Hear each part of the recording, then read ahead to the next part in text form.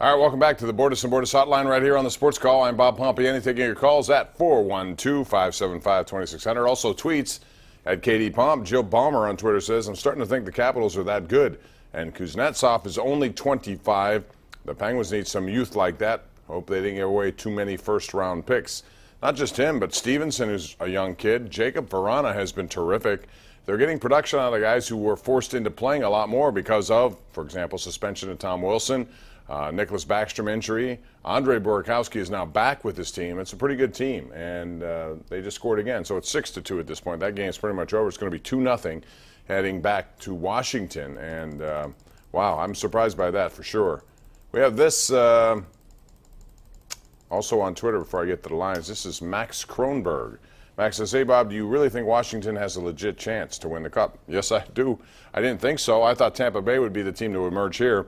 My pick all along has been the Winnipeg Jets to win it all. From the beginning, that's what I thought, and I'm sticking to it, especially after they won last night. They got a big, tough team. When their power play is going, you got to pick your poison. You go to the point, try to stop Dustin Byfuglien. If you don't, you have to deal with 4 forwards on the ice in most cases.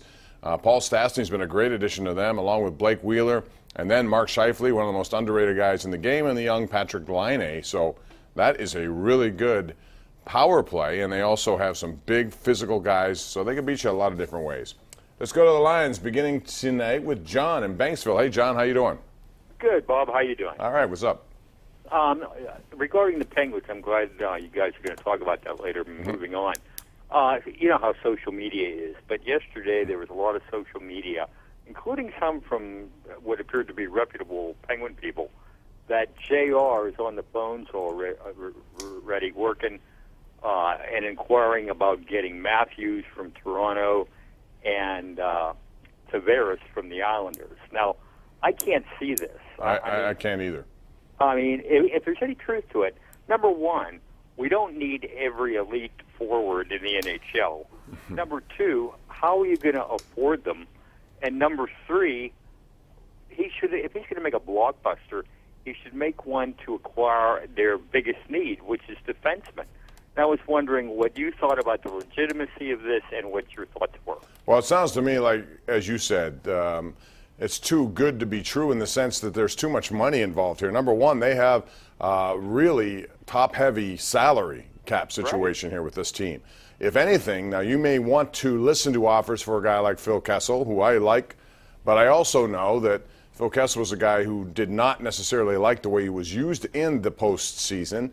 But he's also a guy who's coming off his best regular season. He is a big-time player, and he can give you instant offense. There are teams very close to winning a cup that may need that and are willing to, number one, give you some value in return, which you'll need, but number two, take some of the money off your hands. You may have to come up with money on that $7 million plus a year contract. Same holds true for Letang, although I got to tell you, John, I would not do anything with Chris Letang. I think he just had a real tough medical situation to deal with. He's got a big contract. I think if he just simplifies his game a little bit and doesn't pinch in and take as many risk chances, I think he's still one of the elite skaters in the game. So I wouldn't. I agree.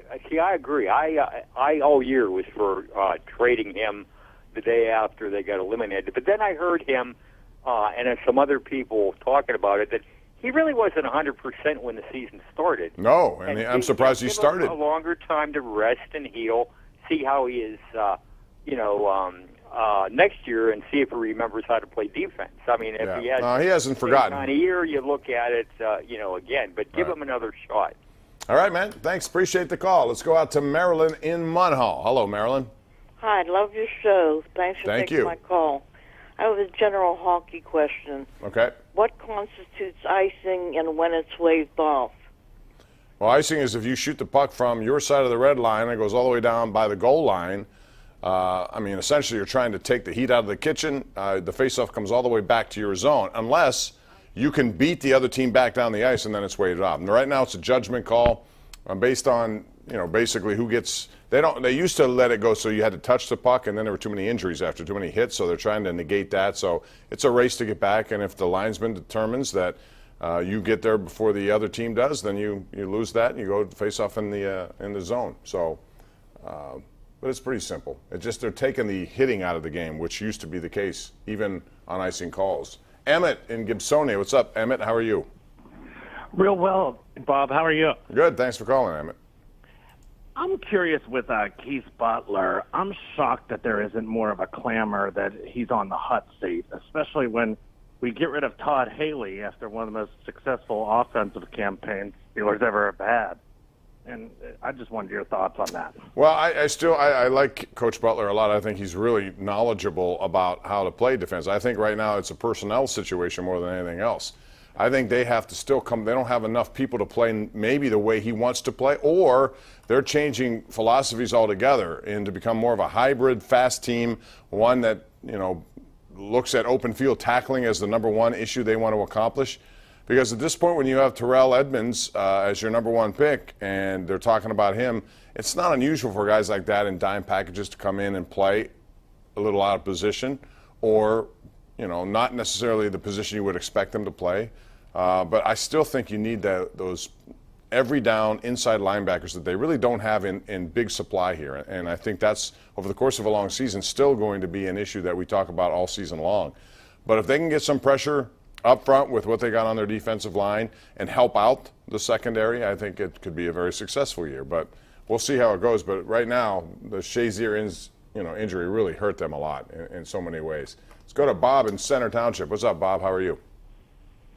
Hello, Bob. Listen, I'm tired with Hurdle.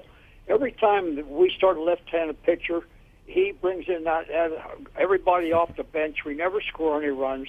I only have one thing to say. I'm tired of Hurdle. I think he's hurting the ball club. Thank you. Well, you're referring to maybe a Sunday lineup, too, that you see on occasion. Hey, it is what it is. They're trying to load up with right-hand hitters against left-hand pitching. Play the odds, whatever the case may be. It just didn't work. Well, so far, this is the wrong time to not be happy with Clint Hurdle. I think he's done a pretty good job with this team to start this season at 23-17. They're right in the thick of things. We'll see how it progresses. Let's go out to Randy in Johnstown. Hey, Randy, what's up? How are you today? Yeah, I'm sort of calling on about the last caller's call, too. Sean Rodriguez is batting, I believe, 167 right, or less.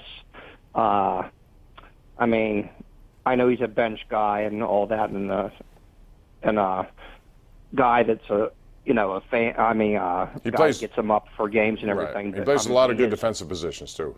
Yeah, defensively fine, but for $5 million a year, I mean, I can be a raw guy on the bench too for $5 million a year. I mean, his hitting is absolutely horrendous. Well, I mean, he's one of those guys to me. If you put too much of him in there, you're going to get that. I think he's a guy that Hurdle likes to get him in there a lot and move him around. Versatility is his thing, his hallmark. But if you're referring, I mean, it's just a slow start for him in terms of batting average. He's one of the few guys on this team. I mean, his career. I mean, look at his slow start. I mean, career-wise, what is his average? I don't know. I have to look up his. I'm not sure what it is. I guarantee it's probably around 200 runs. All right. No, it's got to be above that. But we'll check for you. Thanks.